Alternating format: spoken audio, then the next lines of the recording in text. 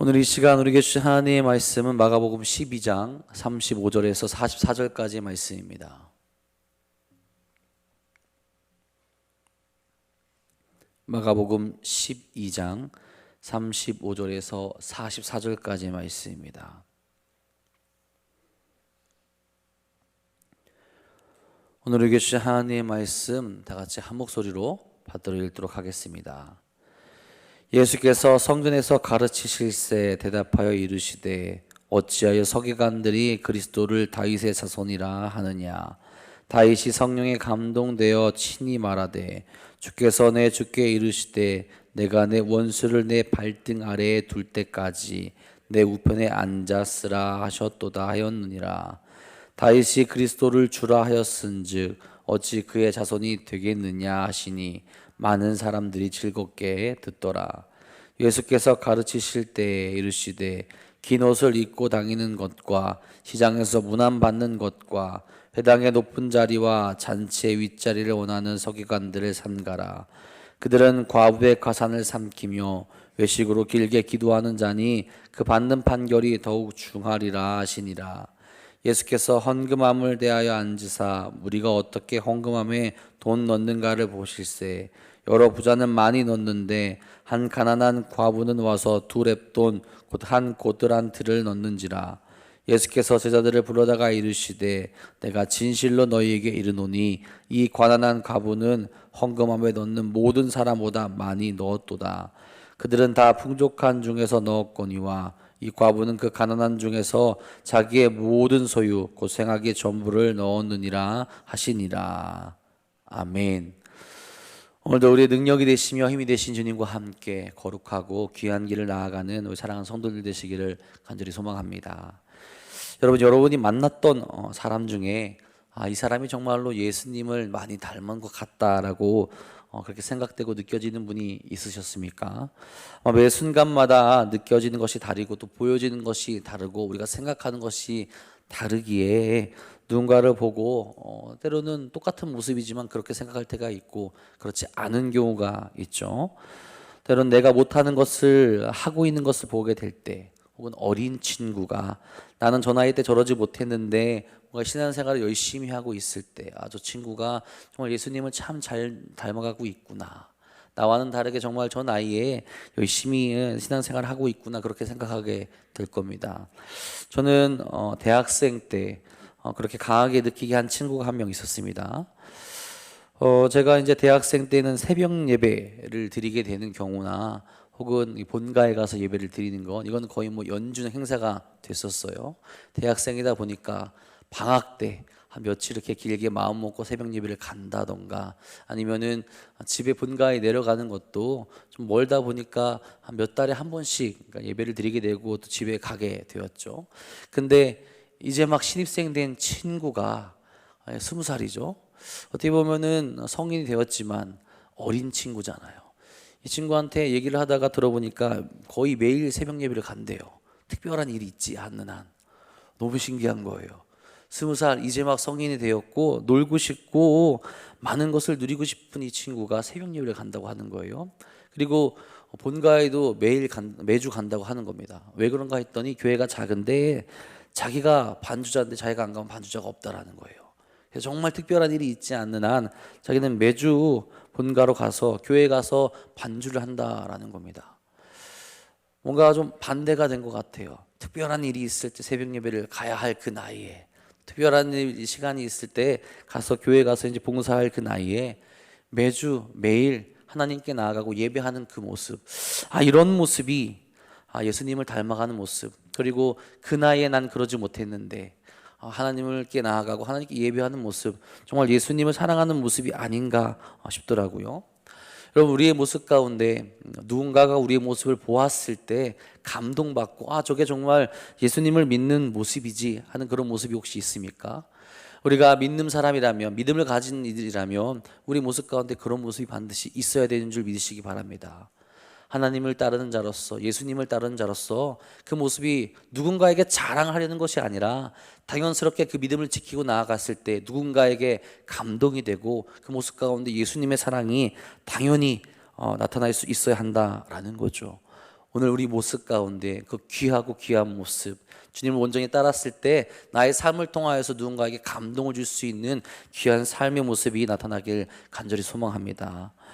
오늘 우리가 읽은 말씀에서 이런 모습이 있어야 된다라는 것을 주님께서 가르쳐 주시는 것 같아요.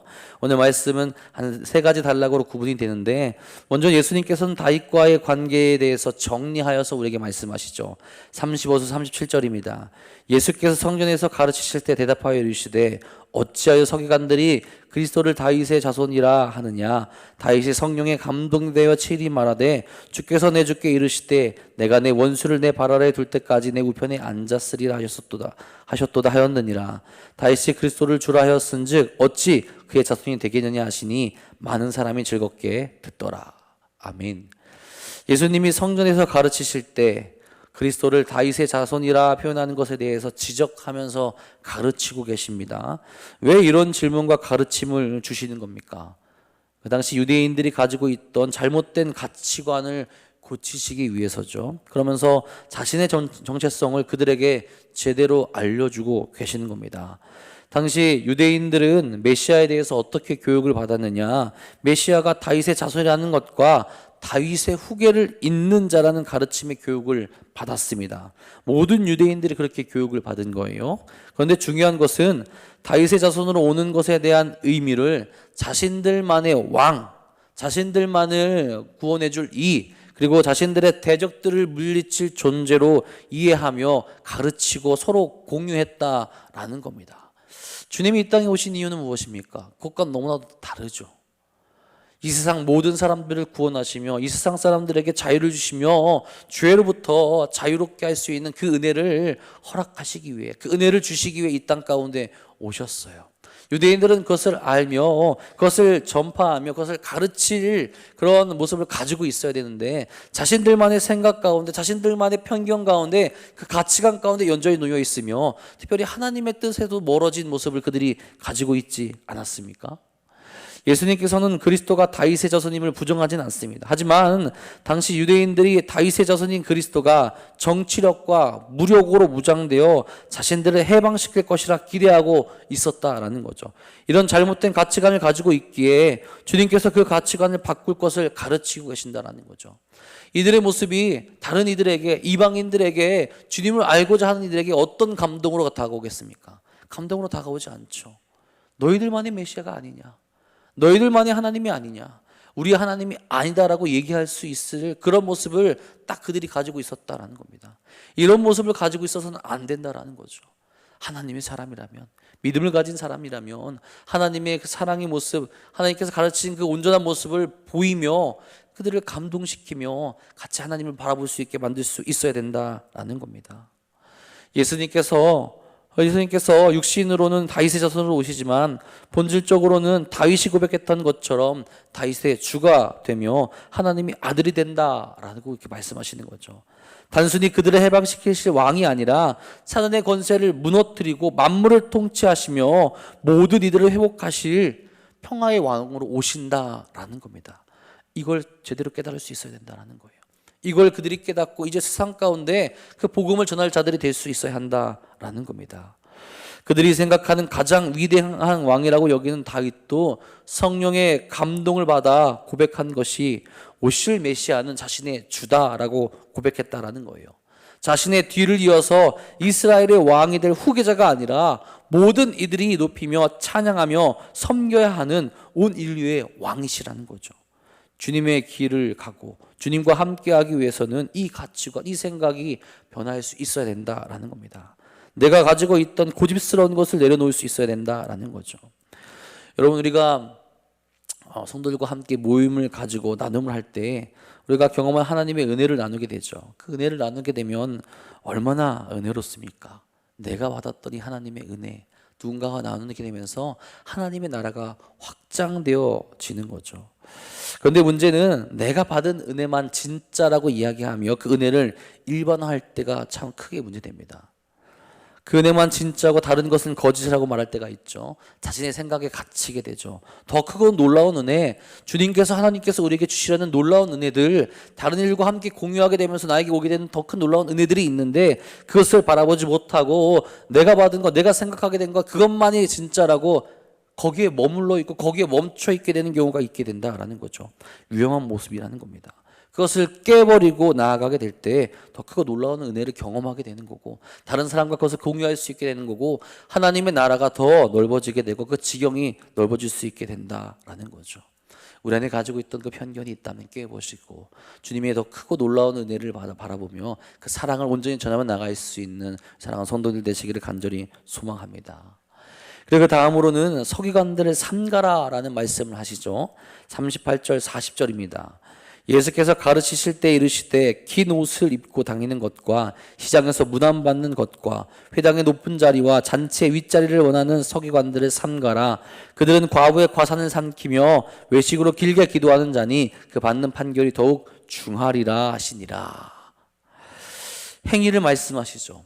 하나님의 자녀이면 그들이 보여야 할 합당한 모습이 나타나야 한다라는 겁니다. 그런데 서기관들은 어떠했습니까? 긴 옷을 입고 다니는 것은 자신들의 경건을 자랑하려는 의도가 담겨 있다라는 겁니다. 긴 옷에 율법의 말씀을 새겨놓고 일반인들과는 구별되게 입고 다니면서 자신들이 누구인지 나타내는 겁니다. 나는 이런 사람이야. 나는 경건한 사람이야. 너희와는 구별되어져 있는 사람이야. 그런 옷을 입고 다니는 사람들이 서기관이니 일반인들이 보면 어떻게 하겠습니까? 무난한다라는 거예요. 인사한다라는 겁니다. 시장이라는 것은 공개적인 곳이고 사회생활의 중심지라고 우리가 생각할 수 있습니다. 그런 곳에서 자신들의 남들에게 높임을 받기를 원한다라는 거죠. 회당의 높은 자리에 올라가서 당연히 내가 윗사람인 것처럼 그 자리에 앉고 싶어 한다라는 겁니다. 내가 이런 사람이니 인사해야 되고 나는 경건한 사람이니 윗자리에 앉아야 되고 나를 높여줘야 한다라고 그렇게 교만하게 다닌 자들이 서기관들이었다라는 거예요. 더군다나 그들의 행위에서 용서받지 못할 모습은 무엇입니까? 과부의 가산을 삼킨다라고 말씀하시죠. 하나님께서 율법에서 명시하셨습니다. 고아와 과부와 나그네를 보살피다라고 그렇게 말씀을 하셨죠. 경제력이 없던 이들을 불쌍히 여기며 그들 자신이 나그네였던 것을 기억하며 정말로 힘들어하고 아파하는 이들을 보살피며 그들에게 사랑을 베풀라라고 하나님께서 명령을 하셨죠. 하지만 율법을 가르치며 누구보다 잘 그 말씀을 지켜야 하는 서기관들이 과부들의 가산을 강제적이거나 혹은 교묘하게 착취했다라는 겁니다. 보호하고 지켜줘야 될 그들을 지키지 아니하고 오히려 그들을 착취했다라는 거예요. 도저히 용서받을 수 없는 행위를 그들이 보이고 있었다라는 겁니다. 그런 그들이 어떤 자들이라는 겁니까? 외식하는 자들이라는 거예요. 행위에서 그 증거가 나타납니다. 길게 기도하며 경건한 것 같지만 여전히 하나님 앞에서 교만한 것이고 하나님의 말씀을 지키지 아니하는 그런 자들이라는 거죠. 세상의 욕심을 채우기 위해 하나님의 이름을 빌려서 정말로 행해서는 안 되는 그 죄악을 행하는 자들이었다라는 겁니다. 이 모습이 바뀌어야 된다는 거예요. 그들을 따라해서는 안 된다는 겁니다. 그들의 모습이 아니라 정말 말씀에서 가르쳐 주신 그 모습이 우리의 삶 가운데 우리의 삶의 모습으로 열매 맺혀 나타날 수 있어야 된다는 거예요. 여러분, 우리의 모습, 우리의 삶, 우리의 행위는 어떠합니까? 내가 기독교인이라는 것을 말하면서 부끄러운 행동들을 그대로 보여주고 있을 때가 있지는 않습니까? 물론 우리가 다 완벽할 수는 없습니다. 우리에겐 다 약점이 존재하죠. 하지만 하나님의 사람이라면 그 약점도 늘 말씀으로 보완하면서 돌아보며 나아갈 수 있어야 한다라는 겁니다. 사람들과 이야기를 나누다 보면 그럴 때가 있어요. 내가 아는 사람이 기독교인인데 참 그 사람의 행위를 보게 될 때, 다른 사람들의 평가를 듣게 될 때 누구보다 악한 사람, 누구보다 더 정말 눈살을 찌푸리게 하는 사람이 기독교인일 때가 종종 있습니다. 그런 이야기를 들을 때 누군가 그렇게 얘기하더라고요. 내가 부끄럽다. 같은 기독교인인 게 내가 부끄럽다라고 이야기할 정도로 정말로 악독하게 행동하는 사람도 있다라는 겁니다. 우리는 그 정도는 아니겠지만 혹은 나의 모습 가운데 누군가의 눈살을 찌푸리는 행동들이 그대로 그냥 과감없이 나타날 때가 있지는 않은가 한번 돌이켜봐야 한다라는 겁니다. 하나님의 사람이라면, 주의 사람이라면 내 뜻대로 내 마음대로 이 세상 가운데 악한 모습, 죄악된 모습을 드러내는 것이 아니라 하나님의 뜻에 나를 맞추며 구원의 주 되신 주님께 나아가며 자연스럽게 그 은혜로운 모습들이 계속해서 나타날 수 있어야 된다라는 거죠. 신앙인으로서의 당연한 열매 맺는 그 모습, 성령께서 함께 하시는 그 모습이 우리 삶 가운데 나타날 수 있어야 한다라는 겁니다. 오늘 우리의 행위와 삶이 어떠한지 돌이켜보시며 주님이 가르쳐 주신 그 모습, 주께서 기뻐하시는 그 삶의 모습이 온전히 나타나는 사랑하는 성도인들 되시기를 간절히 소망합니다. 그리고 세 번째로는 모든 것을 다 드리는 그 마음을 가르쳐 주시죠. 41절 44절입니다. 예수께서 헌금함을 대하여 앉으사 무리가 어떻게 헌금함에 돈 넣는가를 보실새 여러 부잔을 많이 넣는데 한 가난한 과부는 와서 2렙돈 곧 한 고드란트를 넣는지라. 예수께서 제자들을 불러다가 이르시되 내가 진실로 너희에게 이르노니 이 가난한 과부는 헌금함에 넣는 모든 사람보다 많이 넣었도다.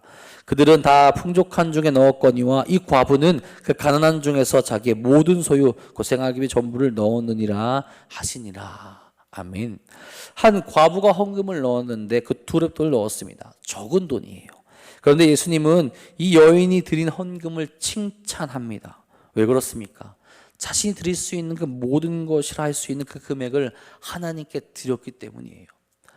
내 모든 것을 다 드리는 것, 그것에 칭찬했다라기보다는 그 안에 마음이 온전히 담겨 있다라는 거죠. 내가 이 적은 돈이지만 내가 가진 모두라 할 수 있는 이것을 하나님께 드리는 그 마음, 나의 것을 하나님께 드릴 수 있다라는 그 마음이 정말 중요하다라는 거죠. 당시 부자라 할 수 있는 이들 하나님 앞에 많은 헌금을 드렸지만 그 마음 가운데 무엇이 담겨져 있냐라는 거죠. 나의 전부를 다 드릴 수 있는 마음이 과연 담겨 있었겠습니까? 나의 것 작은 것 일부를 드리면서 생색내며 하나님께 감사하였다, 하나님께 표현하였다, 그들이 그렇게 이야기하고 있었다라는 겁니다. 하지만 과부는 그렇지 않았다라는 거예요. 감사한 마음을, 사랑의 마음을 하나님께 자신의 모든 것을 드림으로 표현하고 있었다라는 거죠. 감히 그 어떤 마음과도 비교할 수 없는 크고 놀라운 마음을 이 여인이 가지고 있었다라는 겁니다. 유대인들은, 서기관들은, 부자들은 마음도 제대로 담지 못하고 있는 반면에 과부는 모든 마음을 다 바쳐서 하나님께 드리고 있음을 비교하며 이야기하고 계시다라는 거죠. 과연 얼마나 너희가 하나님께 그 마음을 드리고 있느냐, 너희 마음 가운데 하나님을 향한 마음이 얼마나 있느냐, 그것을 깨달으라는 거죠. 나의 모든 것을 다 드릴 수 있는 그 마음을 가지고 하나님 앞에 나아가야 하는데 작은 것만을 하나님께 드릴 수 있는 그 마음이 그들에게 있었다라는 겁니다. 여러분, 우리의 마음을 하나님께 온전히 다 드리고 있습니까? 나의 것을 아까워하고 있지는 않습니까? 언제든 하나님이 말씀하시면 순종하며 드릴 수 있는 그 마음, 하나님께 나의 삶을 내어드릴 수 있는 마음이 우리에게 있어야 한다라는 거죠. 나에게 있는 그 작은 것을 내어드리며 자랑하는 것이 아니라 마음으로 모든 것을 다 드릴 수 있음을 다짐하며 하나님 앞으로 언제든 나아갈 수 있어야 하는 겁니다. 하나님은 그 마음을 기쁘게 받으시죠. 하나님께서는 그 마음을 정말로 기뻐하신다라는 겁니다. 오늘도 하나님이 기쁘게 받으실 마음을, 모든 것을 다 하나님께 드릴 수 있는 모습으로 나아가는 여러분이 되시기를 간절히 소망합니다. 오늘 말씀을 쭉 묵상하며 우리의 신앙생활을 돌아볼 수 있길 바랍니다. 나의 생각대로만 신앙생활을 하고 있지는 않은가? 내가 깨트려야 할 편견, 가치관은 무엇일까? 하나님의 뜻대로 나아가야 하는 것은 과연 무엇일까? 그래서 나의 삶이 변화되고 실제로 내 삶에서 열매 맺혀야 되는 것이 무엇인지를 또한 알아야 한다라는 거죠. 나를 높이는 삶이 아니라 오직 하나님의 말씀이 내 삶에서 이루어지는 삶으로 나아가야 합니다. 그리고 그 모든 것에 진실된 마음을 담을 수 있어야 한다라는 거예요. 잠깐 남아도는 그 마음을 하나님께 드리며 나아가는 것이 아니라 온 마음과 정성을 하나님께, 주님께 담아서 드릴 수 있는 그 신실한 신앙의 모습이 우리에게 있어야 한다라는 겁니다. 우리의 삶이 정말로 주님께서 가르쳐 주신 모습대로 변화되어 나아가고 있는지 돌이켜보시며 오늘도 참된 그 신앙의 길, 그 길을 걸어가시는 사랑하는 돈 없는 교회 성도인들 되시기를 주님의 이름으로 간절히 축원합니다. 기도하겠습니다. 사랑의 주님, 오늘도 우리가 한 걸음 한 걸음 주님 앞으로 나아가길 간절히 소망합니다. 우리의 말씀을 묵상하며 내가 정말로 내 생각대로만 신앙생활하고 있는 것이 아닌지, 내가 버려야 될 가치관이 무엇인지 고민하며 돌이켜보게 하여 주옵소서. 주께서는 우리에게 많은 것을 주셨고 많은 것을 누리게 하셨고 더 큰 은혜를 누리길 원하시는데 나의 고집된 생각이, 어리석은 생각이 여전히 그 자리에만 머물러 있진 않습니까?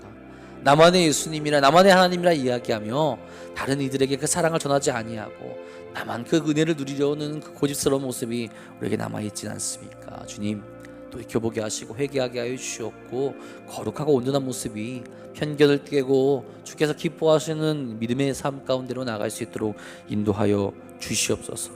나의 삶이 변하게 하시고 나의 행동이 변하게 하여 주시옵고 주께서 기뻐하시는 모습을 온전히 실천하며 행하며 열매 맺는 삶으로 나아갈 수 있도록 인도하여 주시며 그 모든 삶 가운데 우리의 진실된 마음을 담아 주님과 함께 동행할 수 있는 사랑하는 신실한 성도들 될 수 있도록 인도하여 주옵소서.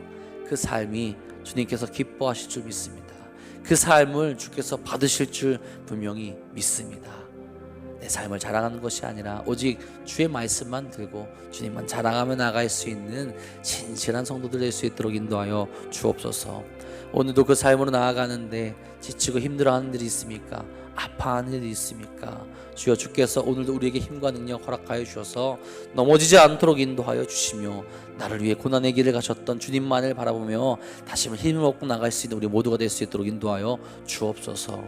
오늘도 주 앞에 나와 부르짖으며 기도하는 사랑하는 성도들, 저들의 기도에 응답하여 주시며 아버지 다시 한번 주님을 따라 나갈 수 있는 귀한 하루 될 수 있도록 인도하여 주옵소서. 주께서 오늘도 우리와 함께 하시며 거룩한 길로, 은혜의 길로, 주님만 바라보는 길로 인도하실 걸 믿사오며 우리 사랑하신 예수님의 이름으로 감사하며 기도합니다.